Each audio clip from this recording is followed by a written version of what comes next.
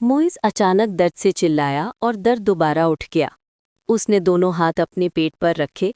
उसके सामने खड़े 12 साल के लड़के ने उसकी टी-शर्ट को ऊपर उठाकर उसकी नाक से बहता हुआ खून साफ किया और हाथों में पकड़े हुए टिश्यू को कचड़े में फेंक दिया।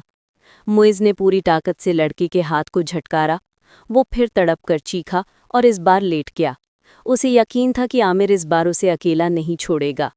2 साल पहले भी वो इसी तरह बैठा था, मौत के इतने करीब कि उसे लगता था कि जो कुछ मोइस को पहले महसूस हुआ था वही अब उसे भी हो रहा है। पिछले महीने दोनों भाइयों के बीच बार बार झगड़ा हो रहा था, तीखे, कड़वे और गुस्से से भरे झगड़े। आमिर का छोटा भाई मोइस और उसके भाई के रिश्ते हमेशा ही नाखुशगवार रहे थे। झगड़ा कुछ ही मिनट पहले शुरू हुआ था। पानी की बाली बातों और चीखों तक बात पहुंच चुकी थी।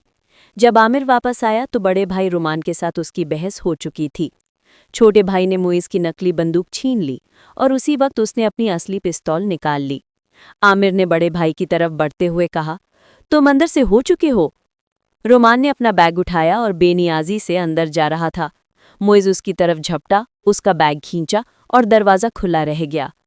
मोइस के तन मन में जैसे आग लग गई थी। वो तेजी से रुमान के पीछे अंदर चला गया।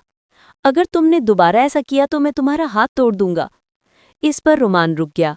मोइस का बैग उसके हाथ से छूट गया। उसने बैग नीचे फेंक दिया और दोनों हाथ कमर पर रखकर खड़ा हो गया।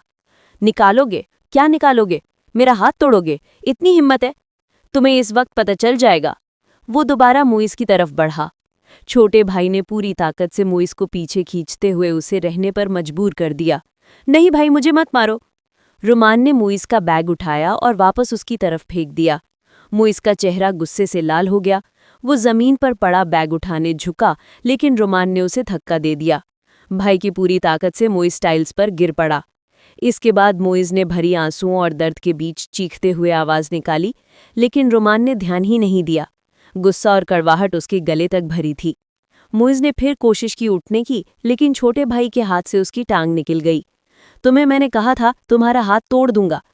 आमिर ने रुमान को रोकने के लिए आगे बढ़ा, लेकिन रुमान ने एक लात झटके में नीचे बैठकर मोइस के पेट में मारी। रुमान ने इसके बाद दोबारा मोइस को पकड़ा और टाइल्स पर पटक दिया। अंदर से दोनों का बड़ा भाई आफ्ताब बाहर आ चुका था। आएगी तकलीफ तुम दोनों को, घर में आते ही ड्रामा शुरू कर देते हो। ये कहकर छोटे भाई ने मोइस का बैग उठाकर नीचे रख दिया। और तुम्हें शर्म नहीं आती अपने से बड़े भाई से लड़ते हुए? इस पर मोइस की आंखें फटी की फटी रह गईं। नहीं आती, उसने चिल्लाते हुए कहा और दीवार से टेक लेकर खड़ा हो गया। तुम्हारा ख्याल नहीं रख पाएगा। वो अभी तक अपने टखने को संभाल रहा था। फिर सीट पर बैठते हुए छोटे भाई को देखा और जहां मोइस पहले खड़ा था वहीं खून दिखाई दिया।